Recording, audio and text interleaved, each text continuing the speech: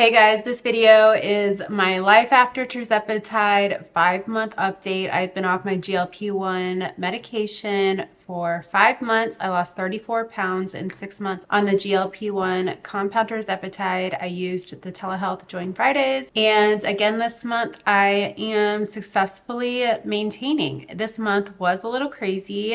Early in the month, I had bunion surgery. That's foot surgery that actually breaks and realigns the bones. Yeah, it was not fun.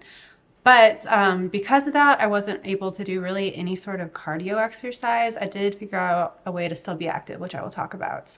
And then this month also was my second month on Wellbutrin. It's an antidepressant that can have weight management effects. It's not typically prescribed for that, but sometimes it's prescribed off-label.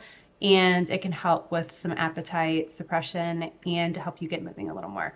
So I'm going to talk about that as well in this video. But for those who just want to know, yes, I am still maintaining. First, I want to say thank you to our sponsor, BioCare. BioCare has dietary beverages made specifically for GLP-1 users. They are packed with 20 grams of protein, vitamins and minerals, prebiotics and probiotics. They can actually help with GLP-1 side effects like constipation or tummy upsets. They can help with fatigue because of those great vitamins that are in there, and they can help prevent muscle mass loss because of the protein in there. These were really helpful on my journey. They come in these individual packets, so it's great. You can take them on the go. Chocolate is my favorite flavor. Okay, early this month, I had bunion surgery, and bunion surgery realigns bones in your foot. So you are either on crutches or hobbling around. You have very limited walking movement.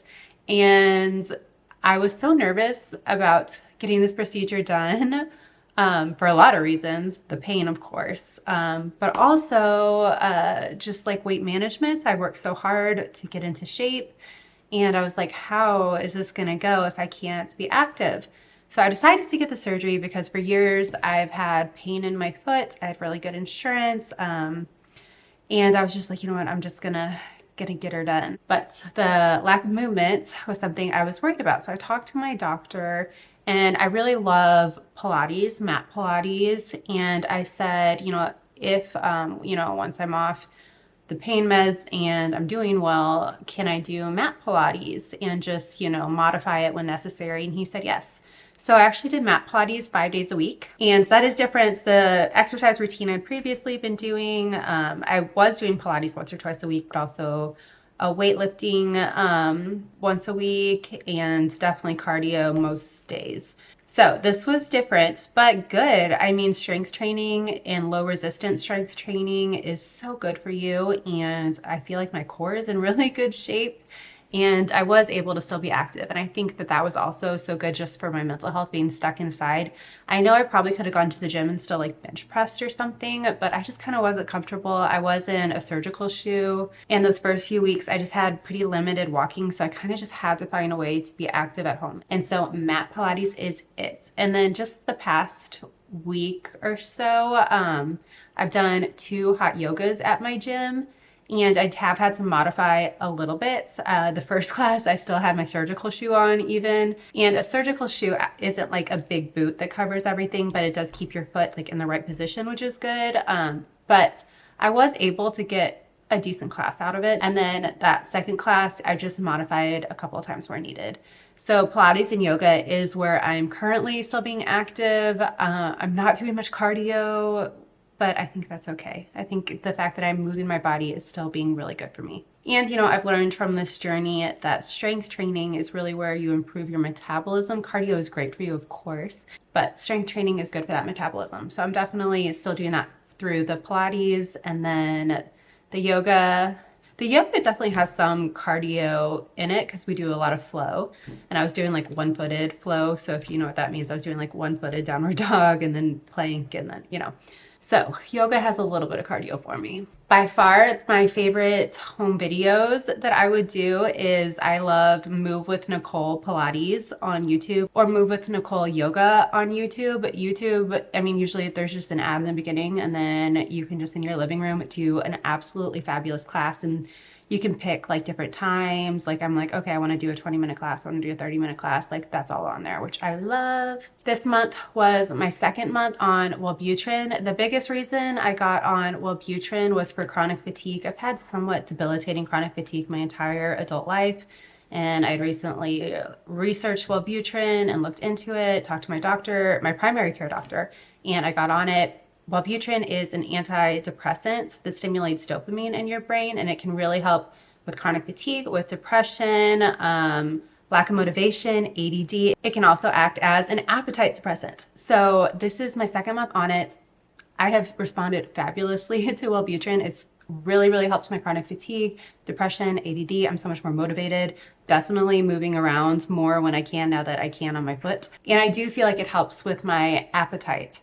So because that dopamine craving is under control in my brain, I feel like it's definitely quieted the food noise for me. So I'm not thinking about food as much constantly, which is just a huge blessing, because after about a month off of the GLP-1, you know, that food noise was back.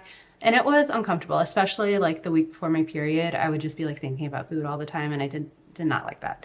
I was somewhat able to control it with a high protein diet and intermittent fasting and everything, but it was still a struggle. So I do feel like Wellbutrin definitely helps with the food noise, also less cravings, less sweet cravings. I'm just using food so much less as a dopamine hit, which I think I definitely was before. I do know that some doctors even prescribe Wellbutrin specifically for binge eating disorder. So that is awesome. I know for a lot of us, it would be great if GLP-1 wasn't lifelong. Some people, you know, it will be, and that's great. But because of side effects or cost or whatever, it could be helpful to look into something else. So for me, Wellbutrin has been really helpful in my post-GLP-1 journey. Lifestyle-wise, I'm continuing the lifestyle changes I made during my weight loss journey. I'm still sticking to a high-protein diet. I kind of do between 80 grams and 100 grams on most days. I found that more than 100 grams, I get a little tummy upset. So that 80 to 100 grams seems to be good for me for appetite and health. I try to eat a lot of veggies and fruits. If I'm going to eat some carbs, those whole carbs. I try to drink a lot of water, limit sugar. I do intermittent fasting, 14 to 16 hours a day, sometimes longer if I feel like I can go longer. I do feel like the Wellbutrin helps with the intermittent fasting too. And being active-wise has been a little different this month, like I talked about, but I feel like I'm still finding ways to be active. In closing, I feel like I am still doing pretty well off the GLP-1. I'm still glad I got off of it. I feel like the Wellbutrin was very, very helpful in reducing the food noise and just making day-to-day life a little bit easier. I feel like I have been able to keep with my lifestyle changes.